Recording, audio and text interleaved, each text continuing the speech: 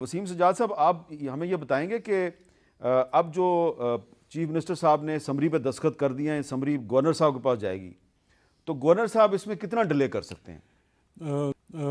आइन में ये लिखा हुआ है जी कि अगर चीफ मिनिस्टर गवर्नर को ये मशवरा देते हैं कि आप असम्बली की तहलील कर दें तो 48 घंटे के बाद वो ख़ुद बहुत तहलील हो जाएगी। तो इसका मतलब है कि मैक्सिमम जो वो रोक सकते हैं या उसमें ताख़ीर कर सकते हैं सिर्फ 48 घंटे है।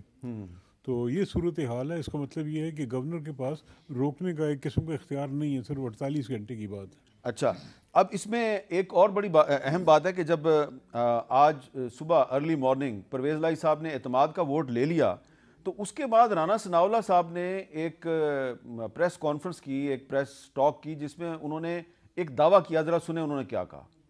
चौधरी परवेज़ इलाही ने इन मेंबर्स को जो नाराज़ थे इनके इस अमल पर कि आप असम्बली तोड़ने का जो अमल करने जा रहे हैं ये गलत है, उनको ये हलफ दिया है कि मैं असम्बली नहीं तोड़ूंगा। और इससे ये भी साबित हुआ कि वो मेंबर्स इनसे नाराज़ थे और इनका ये इल्ज़ाम बिल्कुल बेहुदा और गलत था कि हमने किसी को ख़रीदा है या इस्टेब्लिशमेंट ने इंजीनियरिंग की है।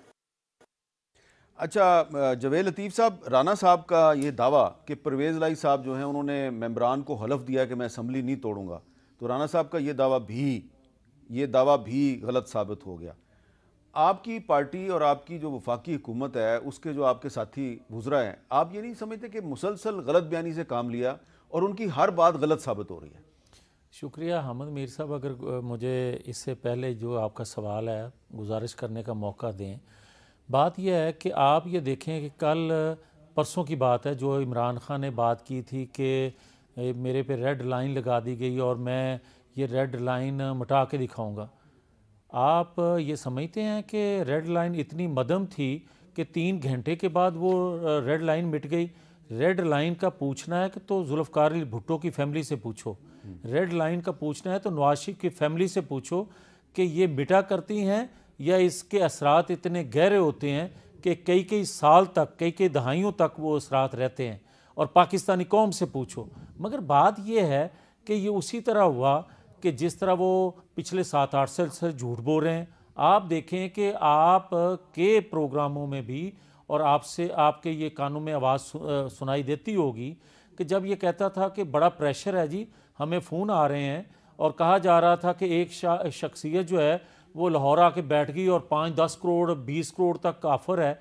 वो कहाँ गए दबाव, वो कहाँ गए? 5 MPA जो हैं पीटीआई के टूट तो गए ना। अच्छा, मेरी एक गुजारिश है, 3 उनमें से तो पहले ऐसे थे जो पहले ही इनसे इख्तिलाफ करते थे। पीटीआई ने खुद आज ट्वीट करके तस्वीरें जारी की हैं उनकी।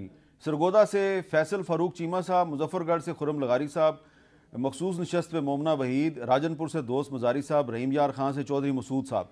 तो ये 5 आदमी टूटे तो हैं ना भाई मेरे। इससे पहले ये 3 जो लोग थे, मजारी साहब या मसूद साहब या जो इनका नाम है क्या चीमा साहब, ये पहले भी इनको वोट नहीं दिया। 2 लोगों की आप बात कर सकते हैं जिनको इख्तलाफ था इस बात पे।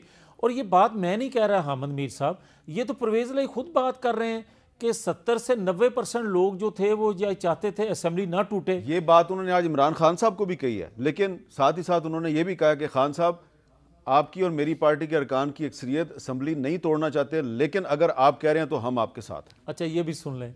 ये खान साहब, मेरा सवाल आपसे यही है कि जो वादा परवेज़ लाई ने इमरान खान से किया वो उन्होंने पूरा किया, लेकिन जो दावा आपके साथी वुज़रा करते हैं वो गलत साबित हो जाता है। अच्छा नहीं, हमारा दावा गलत नहीं है, हमारा दावा सच्चा साबित हुआ, उनका दावा गलत साबित हुआ। किस तरह कि हम कहते थे कि पॉलिटिकली तौर पे हम किसी को एंगेज नहीं कर रहे, हम किसी का एजेंसी को इस्तेमाल नहीं कर रहे जो 4 साल आप करते रहे।